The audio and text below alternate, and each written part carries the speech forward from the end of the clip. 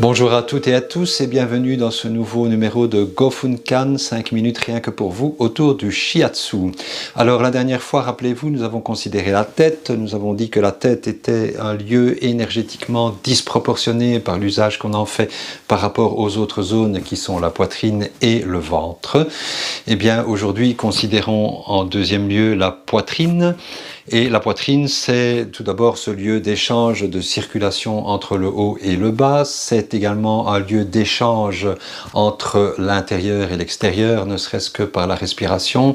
Et c'est le lieu qui est situé au milieu des deux autres. Donc il y a un trafic d'énergie important qui passe par là. La poitrine, en général, elle est également assez agitée, secouée de par la relation qu'il y a entre le mental avec ses pensées en agitation permanente et les émotions qui viennent nous agiter également dans cette zone. Et donc, c'est une source de perturbation et de tension. Nous allons considérer trois choses concernant la poitrine, si vous le voulez bien. En premier lieu, c'est l'endroit de la respiration. En deuxième lieu, c'est l'endroit des émotions. Et en troisième lieu, c'est l'endroit des relations que nous pouvons avoir avec les autres et le monde extérieur. Il y faudra plus qu'une édition de Gofunkan. Aussi, nous allons aujourd'hui commencer par la respiration. Si on se pose la question de la fonction la plus importante du corps, eh bien c'est tout simple. On peut par exemple rester une bonne semaine sans manger, on peut rester quelques jours sans boire, mais essayez de rester plus de 3 minutes sans respirer et vous êtes mort. Donc la respiration est sans conteste la fonction essentielle en tout premier lieu du corps. Raison de plus pour en prendre soin. Or, on constate souvent en cabinet que beaucoup de personnes ne respirent pas en apparence. Elles sont allongées là et la poitrine ne bouge pas, c'est comme un encéphalogramme absolument plat. Donc à ce moment-là, on se permet de faire une remarque, de dire tiens, vous ne respirez pas très profondément, et souvent la personne vous répond ah mais je respire par le ventre. Bon, ben, jusqu'à preuve du contraire, l'organe qui respire c'est le poumon. C'est évident qu'on peut envoyer sa respiration dans le ventre, il y a des techniques pour respirer dans certains points, mais ce n'est pas par là qu'on va commencer en premier lieu. En premier lieu, il faut qu'il y ait sur la poitrine très visible un mouvement respiratoire. Alors les tout grands spécialistes mondiaux en matière de respiration, parce que ça fait quand même quelques milliers d'années qu'ils sont préoccupés par la chose, ce sont les Indiens, n'est-ce pas? Pas seulement les techniques de yoga, mais énormément de techniques yogiques indiennes qui sont basées sur une bonne respiration. Et donc là-bas on appelle ça le prana, mais le prana ça veut dire essentiellement l'expiration. Donc ici on dit oui, respirer c'est le prana, mais le prana c'est expirer. On oublie apana qui est inspirer, et on ne parle pas non plus des deux autres respirations qui ont été identifiées par les Indiens dans les intervalles entre l'inspire et l'expire. Donc prana c'est l'expire qui est le plus important. Quand on travaille sa respiration, la première chose à travailler, la seule sur laquelle en fait nous ayons un contrôle et à laquelle nous ne pensons en fait jamais, c'est l'expire. Il y a une confusion parce qu'on dit prana c'est l'énergie vitale, mais c'est le même mot, ça veut dire à la fois l'énergie vitale, c'est-à-dire pour nous le ki, et l'expire. Alors pour nous en shiatsu, dont le cadre de référence est japonais, le mot n'est pas prana, c'est kokyu. Kokyu, ça se compose de deux kanji, deux caractères japonais. Le premier voulant dire de nouveau expire, et le second voulant dire inspire. En fait, dans expire, il y a plusieurs connotations, comme d'habitude avec les mots japonais. Donc ko c'est tout ce qui est synchronisation et intervalle, et kyu c'est tout ce qui est absorption et succion, attraction. Voilà. Donc la respiration pour les Japonais, c'est également d'abord l'expire et ensuite l'inspire. Simplement, qu'est-ce qui se passe dans le corps quand on expire? Eh bien, il y a relâchement des muscles. Quand on inspire, il y a tension, contraction des muscles, et ça se voit, les personnes qui attachent beaucoup plus d'importance à l'inspire qu'à l'expire, vont être contractés. Et il va y avoir, ce ne sera pas la seule cause d'avoir une contraction des épaules, mais il y aura ça aussi. Il va y avoir une remontée des épaules, l'impression de nouveau, comme on parlait pour la tête, on disait qu'on était trop haut, et bien quand on n'expire pas, quand on ne vide pas ses poumons suffisamment, on est également trop haut. Et donc on a cette espèce, j'exagère parfois pour montrer, voilà, il y a des personnes qui se promènent comme ça, qui sont extrêmement tendues. Alors expire, inspire, on fait ça 21 600 fois par jour. Il y en a qui ont passé leur temps à compter. Ça veut dire beaucoup de fois sur une vie, ça. Et vous remarquez aussi que la vie commence en fait sur une contraction, une espèce d'incarnation par l'inspire, et qu'elle se termine par un expire, qui est le lâcher total où tout se détend. Donc la seule chose à travailler vraiment, ça va être l'expire. Quand il n'y a pas suffisamment d'expire, ça veut dire que les poumons restent pleins. Pleins de quoi? Plein à moitié d'air, de choses indésirables, d'émotionnels qui restent ici coincés au niveau de la poitrine.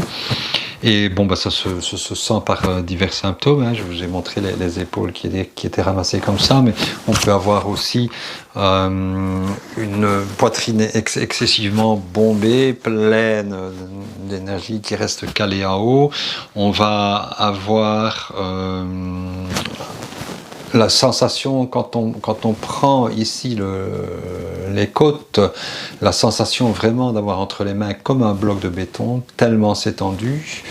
On va avoir aussi de fortes tensions ici au niveau du diaphragme, ça on y reviendra quand on parlera au sujet du ventre. Et puis, comme les symptômes de l'arrière proviennent parfois de devant et inversement, bien on aura entre les omoplates des points excessivement tendus, très durs, et d'ailleurs les points du poumon sur le dos se situent au niveau de la dorsale 3, donc entre les omoplates. Voilà, toute cette zone ici, devant, derrière, sur le côté, va être excessivement pleine et excessivement en tension. Et donc, c'est ça qu'il va falloir travailler. Que faire en cas de respiration insuffisante? Eh bien, en cabinet, on aura évidemment le travail de plusieurs techniques. Il y en a une pour libérer l'expire particulièrement, qui a l'air un petit peu sauvage. C'est une espèce de pression saccadée sur les points des poumons, on dirait du massage cardiaque, mais ça n'en est pas, qui permet de vider complètement les poumons, un petit peu d'autorité.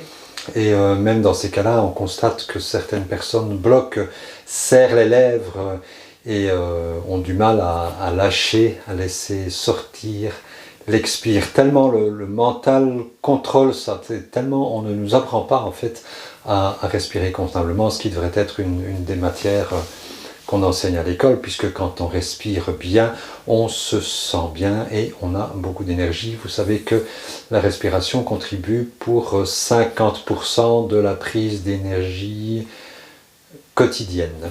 Donc quand on respire pas bien, on part avec un handicap de quelques dizaines de pourcents et on est fatigué, on n'est pas oxygéné. Ça, c'est pour les techniques qu'on peut pratiquer. Puis après, soi-même, on peut aussi faire pas mal de choses. Vous avez ici les points des poumons, au niveau de l'angle de la clavicule. Donc on peut faire de bonnes pressions, toujours les deux côtés, bonne pression sur cet endroit.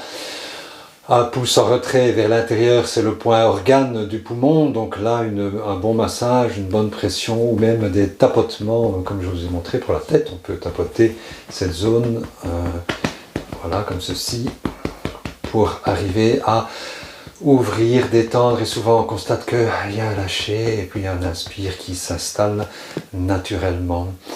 Un autre exercice que vous pouvez faire, c'est celui-ci, c'est en plaçant vos doigts ici, juste sous les côtes.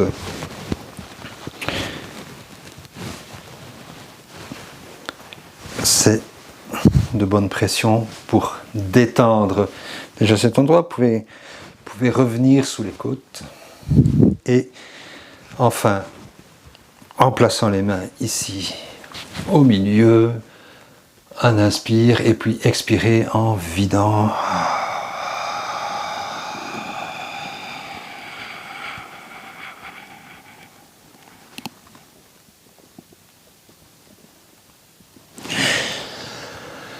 jusqu'à ce qu'il n'y ait plus d'air, et ne vous inquiétez pas, l'inspire viendra tout seul.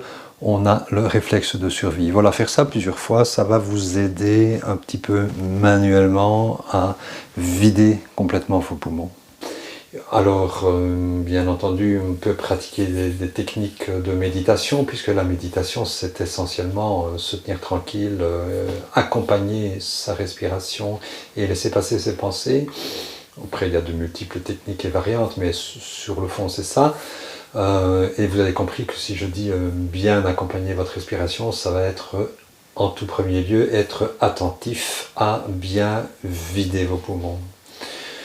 Vous pouvez également aller vous aérer, bien entendu, sortir. Quand vous travaillez derrière le PC, que vous êtes bloqué, cette position assise, voilà, j'exagère, mais forme aussi une contraction et en fait empêche une respiration suffisamment ample. Donc bougez, sortez, aérez-vous.